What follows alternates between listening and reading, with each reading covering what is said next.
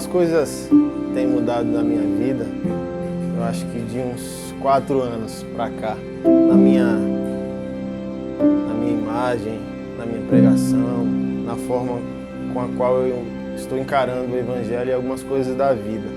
Dentre isso, acho que tem uns 3, 4 anos que eu não tatuo, não faço nenhuma tatuagem. E algumas pessoas, alguns irmãos sempre me perguntam pessoalmente ou enviam para mim essa pergunta se eu mudei, se eu me arrependi ou se eu considero hoje tatuagem como pecado. Algumas pessoas não sabem, elas supõem que eu sou tatuado antes da minha conversão, mas por incrível que pareça, todas as minhas tatuagens são depois de convertido. Eu acredito que eu mudei, mas mudei porque acho que encontrei o centro da minha vida, né? Encontrei de fato a minha identidade. Não considero de forma alguma que tatuagem seja pecado, não há nenhuma fundamentação bíblica para isso. Uma exegese sincera do texto, tanto veterotestamentária como neotestamentária, a gente não vai encontrar nenhum texto, nenhum embasamento para defender ou para refutar a prática da tatuagem. Então, é uma questão pessoal, é uma questão cultural. Mas comigo, eu de 4 anos para cá, eu tenho tomado muita consciência de mim mesmo, de quem eu sou, do que eu fiz, de como eu falo, de como eu me porto diante das pessoas e diante da vida. E particularmente eu descobri que a tatuagem para mim era um pai postiço. Ela era um compensador da falta de identidade. Eu julgo que hoje eu estou pronto para me tatuar como um homem livre, mas eu sempre me tatuei como escravo. Eu sempre fui refém de algo que comunicava a mim aceitação, identidade. Então eu brincava com as pessoas dizendo que eu não tinha tatuagem, eu sou um tatuado, é um estilo de vida. É diferente de você, alguém que não tem participação numa cultura alternativa fazer uma tatuagem. Eu sou um tatuado, eu adotei um estilo de vida. E para quem adota um estilo de vida alternativo, quem se torna um tatuado, é engraçado porque você se sente às vezes até deprimido. Então imagina, eu tenho o corpo todo tatuado, me coloco diante do espelho há 4 anos, 5 anos atrás e fico triste porque os espaços nos meus dedos não estão tatuados. Então eu já sou um choque social, mas para minha falta de identidade, quanto mais eu pratico, quanto mais eu absorvo uma identidade cultural, mais eu me sinto incluído em algo. E quando eu percebi que a tatuagem era esse pai postiço, era o substituto da minha identidade, era o substituto daquilo que a vida me negou e vejo o problema da tatuagem em mim, porque eu não celebro a arte.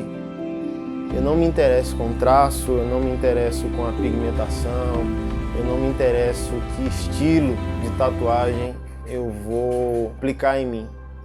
Eu penso fundamentalmente, eu vou tatuar uma mensagem. Eu quero dizer algo a alguém, eu quero dizer algo à vida.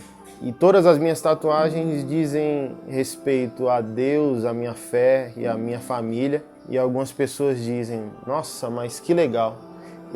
Hoje eu não julgo que seja, porque eu vejo que é aí que está o problema. O meu corpo é uma mensagem para alguém. Então, pensando muito na minha história de sofrimento, na minha história de orfandade, hoje, trilhando um caminho de amadurecimento, eu julgo que o estilo de vida que adotei foi uma resposta às mazelas que a vida gerou em mim. Foram uma resposta ao meu pai, à ausência dele. Então o nome da minha esposa tatuado no meu pescoço talvez não seja uma declaração de amor a ela. Talvez seja uma declaração de rivalidade com meu pai, que não amou e nem cuidou da minha mãe. Então hoje bem provavelmente, 90% da tatuagem que tenho da minha esposa no meu pescoço seja para o meu pai e não para minha esposa. Então, sobre essa questão se tatuagem é pecado ou não, nós podemos concluir biblicamente que não, ela não é pecado. Mas também podemos entender que ela pode carregar o pecado em si, através do seu motivo, através do seu fundamento. Eu me converti, vão fazer 13 anos da minha conversão. Foi muito intenso e foi uma entrega radical e instantânea para Deus, onde minha vida, apesar dos desequilíbrios dela, ela passa por um processo de transformação nas mãos do Senhor, que é um processo natural, né? De santificação, de mudança. Então eu percebo o meu coração quebrantado desde o início da minha conversão. Com o perfil cultural que eu adoto antes da minha conversão, o estilo de música que eu adoto, a vestimenta que eu adoto, então sempre foi algo muito agressivo, incisivo, e assim que me converto, carrego essa identidade cultural junto comigo. Mas o que eu vejo, que eu dou muito valor, é que desde a minha conversão, não sei se o meu coração é disposto a isso, ou se o Senhor concedeu esse dom a mim de me reinventar com facilidade, porque eu amo o Senhor, eu amo esse ambiente de adoração, eu amo o ambiente no qual eu sou envolvido pela presença dEle, pelo senso de temor, que me leva rapidamente à mudança de pensamento, à mudança de prática, à mudança de qualquer coisa que eu detecte em mim que precisa ser mudado. E com o passar dos anos, assim, o Senhor ministrava muitas palavras para mim, desde o início da minha conversão, que não faziam sentido na época, porque eu era um cara radical, um missionário tribal, dedicado somente a evangelismo de tribos urbanas, e eu achei que eu seria isso para o resto da minha vida. E o Senhor falava coisas que não tinham sentido porque eram mais amplos do que o meu mundo, do que o meu gueto, do que a minha visão tribal do mundo e do Evangelho. Eu lembro de uma palavra que o Senhor ministrou ao meu coração, que um dia Ele enviaria senhoras a mim para que elas recebessem aquilo que Ele me deu. E aquilo me chocava, né? Eu guardava aquilo com muito temor no meu coração, mas não tinha sentido, porque eu estava na rua, eu estava com o marginalizado, com o punk, com o dependente químico, com o mendigo, e de certa forma a diversidade não cabia a mim, porque a minha fé era muito segmentada, era muito radical. Mas percebo que esse desejo agressivo interno que eu tenho de agradar a Deus e querer viver para o louvor da glória dele, e isso é o poder que me reinventa, que me refaz. Eu vejo o Senhor me vencer ano após ano, eu vejo o Senhor mudar cada pensamento, cada radicalismo, cada postura minha, me tirando daquilo que é unilateral e me levando para aquilo que é diverso. Então, quando eu me vejo envolvido no ambiente de adoração, eu me vejo outra pessoa. É lá que eu tomo consciência de mim mesmo, que eu tomo consciência de quem eu sou, que eu tomo consciência do que eu estou fazendo, e tomo consciência de quem eu preciso ser e do que eu preciso fazer. Então, sobre o assunto tatuagem, por que o Anderson não se tatua há 4 anos? Além dos motivos que eu já compartilhei com os irmãos.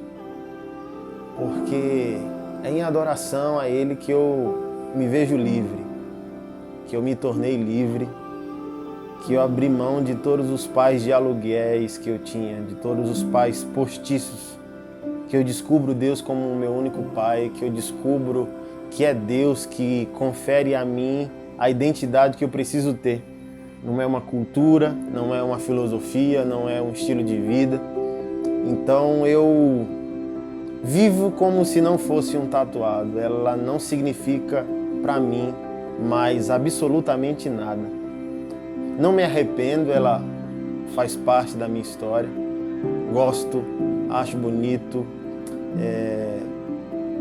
me sinto velho e sem resistência para fazer uma nova tatuagem, mas ela não brilha mais para mim, assim como quase mais nada na vida brilha para mim ou tem significado para mim, porque meu objetivo central não é mais agradar a mim, não é mais corresponder a alguém que não seja Deus.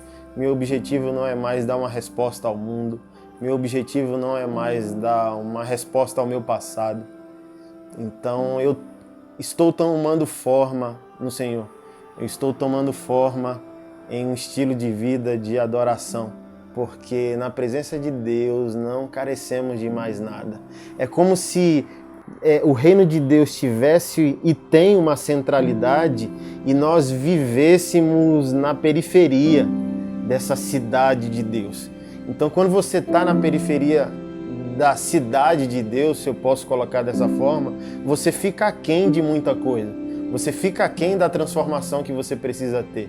Você fica aquém da identidade que você precisa ter. Você fica refém do mundo, do sistema, de um paradigma, de um estilo de vida, de um estilo musical. Mas quando você entende que a cidade de Deus tem uma centralidade, você caminha para lá, você perde absolutamente tudo. E primeiramente você perde quem você acha que você é. E você entra num processo no qual você se torna a pessoa que Deus quer que você seja. Então eu me vejo assim. Me vejo como um homem que tem sede de Deus. Me vejo hoje como, não mais como um pastor. Nunca me vi de repente, mas atribuíam a mim isso, ou de repente eu era uma atração, o pastor com a cara tatuada. Hoje não tem importância para mim nenhuma. Muitas pessoas se chocaram quando há 3 anos atrás, 2 anos e pouco, assim que eu acordei pela manhã, fui amar ao Senhor em adoração. E Ele falou ao meu coração para eu fazer uma cirurgia e tirar meus alargadores e fechar minhas orelhas. E eu falei para Ele amém, porque minha obediência a Deus não faz perguntas. Quando Deus fala algo comigo, eu não pergunto por quê. Eu só respondo amém. E as pessoas não me entenderam. 3 anos depois, o formato que a missão que o Senhor nos confiou toma, sinaliza e dá o motivo pelo qual Deus pediu que eu fechasse a orelha. Hoje, o Anderson não diz respeito mais a uma suposta cultura que ele tem. Hoje, o Anderson não diz mais respeito a uma configuração urbana, cultural, filosófica, qualquer. Não me vejo como um tatuado, não me vejo como um pastor tatuado. Eu sou o Anderson, um filho de Deus, eu sou um pastor. E a minha alegria hoje não é mais ser pastor de um punk, somente ser pastor de um mendigo, ser pastor de um dependente químico. Minha alegria hoje é ver que todo o processo que o Senhor realiza em mim, quando eu me coloco diante dEle em adoração, com desejo de viver para o louvor do nome dEle, Ele quebra meus paradigmas e Ele realiza através de mim a vontade que Ele tem. Então hoje, ao olhar para a nossa comunidade de fé, hoje ao olhar para a minha vida, hoje olhar para uma senhora, um senhor de 70 anos, dizendo que eu, do jeito que sou o pastor da vida dela. Eu tenho certeza.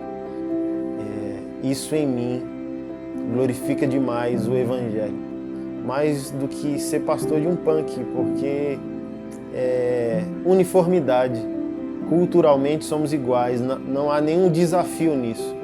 Agora, ao ser pastor de alguém que é diferente de mim, na filosofia de vida, na mentalidade, no estereótipo cultural, no estilo musical, nós podemos concluir que só o Evangelho é capaz de estabelecer essa diversidade.